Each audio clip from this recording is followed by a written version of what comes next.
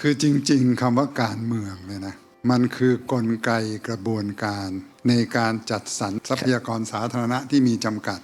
มันเกี่ยวโควิดยังไงเตียงคนไข้ก็มีจำกัดเกิดคนไข้โควิดหนักๆเข้ามาจะแบ่งเตียง ICU ยังไงคนไหนจะได้ก่อนได้หลังนี่ก็เป็นการเมืองวัคซีนออกมาเนี่ยประเทศรวยๆเขากว้านจองไปหมดแล้วเราจะได้ยังไงนี่ก็เป็นการเมืองระดับโลก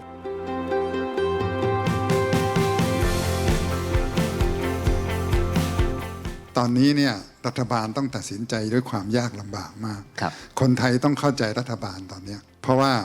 รัฐบาลตัดสินใจไปจองซื้อของแอสตราผลิตโดยสยามไบโอไซน์ของประเทศไทยเนี่ยต้องเสียเงิน65ล้านเหรียญนะ65ล้านเหรียญยังไม่ได้วัคซีนนะครับแค่ไปจองเฉยๆนะถ้าวัคซีนเข้าล้มเหลวเนี่ย65ล้านเหรียญเสียเลยนะหายไปกับตาหายไปเลยนะคนไทยก็คงด่ารัฐบาลว่าเสียค่าโง่แต่ถ้าเผื่อว่าเกิดวัคซีนเขาดีขึ้นมาเราไม่จองไว้ก่อนเสียโอกาสไม่มีวัคซีนคนไทยก็ด่ารัฐบาลว่าไม่รู้จักคิดไว้ล่วงหน้านะเพราะฉะนั้นต้องเข้าใจรัฐบาลว่าการตัดสินใจนี้มีความเสี่ยงสูงแล้วต้องเข้าใจบริษัทสยามไบโอไซน์เขาเสียสละนะคุณรู้ไหมเมื่อก่อนสยามไบโอไซน์เขาผลิตอะไรผลิตอาจารย์เขาผลิตชีววัตถุยาที่เพิ่มเม็ดเลือดแดงในคนไข้ที่เป็นไตวายเนี่ยนะต้องฉีดของเขาผลิตยาที่กระตุ้นการสร้างเม็ดเลือดขาวในพวกคนไข้มะเร็งพอเขามาทำนี่เขาต้องหยุดของเขาเลยนะท่านทราบไหมว่าวัคซีนโควิดที่เขามีการจองซื้อจองขายล่วงหน้ากันเนี่ยแอสตราถูกที่สุดนะตอนนี้อาจารย์คือเขาขายให้เราเนี่ยแค่5เหรียญต่อ1โดสเขาขายอเมริกาถูกกว่าเรา4เหรียญเองเราจะว่าเขาได้ไงอเมริกาจองซื้อตั้ง300ล้านโดสเราจองซื้อในหมอนครไปจองซื้อแค่20กว่าล้านเขาขาย5ล้านหรือ5เหรียญก็ดีเท่าไหร่แล้วเขาไม่ขาย10เหรียญก็ดีเท่าไหร่แล้วยังทรานสเฟอร์เทคโนโลยีมาให้สยามไบโอไซน์ผลิตอีก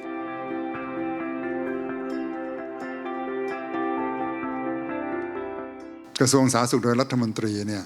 คุณอนุทินเนี่ยนะครับท่านก็ได้ลงนามตั้งคณะกรรมการ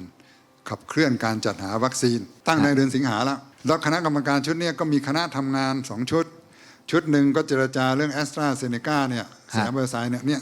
คุยกันทั้งวันทั้งคืนนะรู้กี่รอบต่อกี่รอบเนี่ยเพิ่งเข้าครม.แล้วก็อนุมัติมาเนี่ยนะเพิ่งเสร็จไป1แล้วอีกคณะหนึ่งกำลังเจรจาโควัคไอ้ที่แทงม้าหลายตัวที่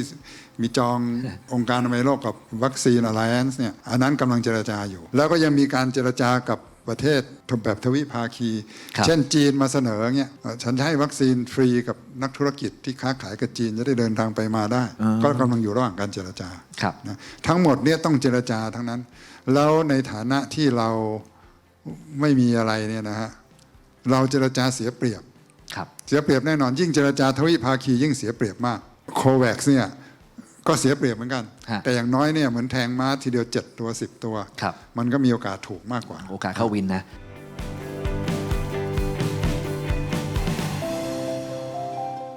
ต้องรีบระดับหนึ่งในการไปจองคุณทราบไหมอเมริกาเขาจองเท่าไหร่เราลงทุนแค่65ล้านเหรียญกับแอสตราเซเนกาจองนะอเมริกา10,000ล้านเหรียญครับ10,000ล้านเหรียญจองไว้ 7-9 บริษัท800ล้านโดสคนของเขามีเท่าไหร่330ล้านคนใช้2โดสก็660ทำไมเขาจองไว้800ล้าน800ล้านนี่ถ้าจำเป็นบวกซื้อเพิ่มได้อีก 1,600 ล้านเป็น 2,400 ล้านโดสนะก็เขาไม่รู้ไงว่า7-9ตัวที่เขาจองไว้ตัวไหนมันจะสำเร็จไม่รู้ตัวไหนเข้าวินคุณรู้ไหมไฟเซอร์เขาจองเท่าไหร่จองอะไรจ๊ะเขาจอง100ล้านบวก500ล้าน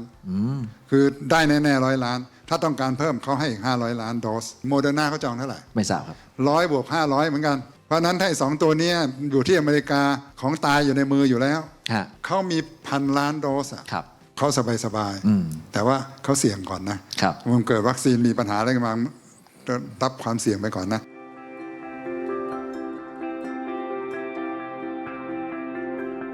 ประเทศไทยเราใจเย็นๆปีหน้าสักกลางปีค่อยเริ่มฉีดก็ได้นะฮะเพราะว่าเรามาราธอนยังไงเราก็ยังเนี่ยในนี้สวมมาสก์เยอะเลยนะฮะผมดีใจถ้าไม่บังคับผมไม่ถอดผมก็ไม่ถอดเราก็นั่งห่างกันนะอันนี้ห่างพอไหมจ๊ะพอสมควรนะแต่เมื่อวานผมไป Department Store ก็คนมันแน่นเอียดเลยนนแน่นเอียดแต่ว่าดีนะคือคนส่วนใหญ่ใส่แมสแล้วพอเดินเข้าไปนี่ไม่ใส่แมสเข้าไม่ได้อันนี้ผมต้องให้ชื่นชมเขานะอันนี้เรื่องจริง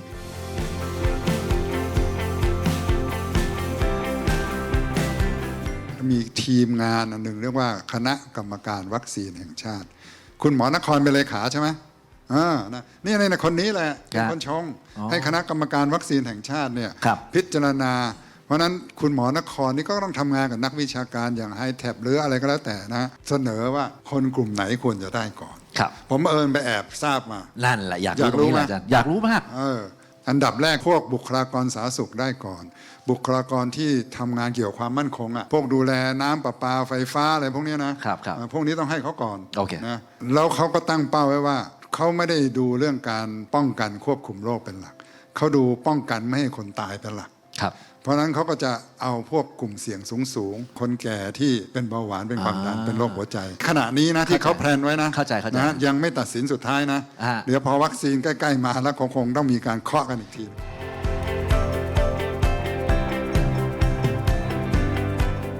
การเมืองคือการเจรจา ถึงเวลาต้องเจรจา ทุกอย่างต้องเจรจา เหมือนกันนะคนมายืนข้างหน้าเนี่ยก็ต้องมีการเจรจา รัฐบาล สื่อมวลชนต้องช่วย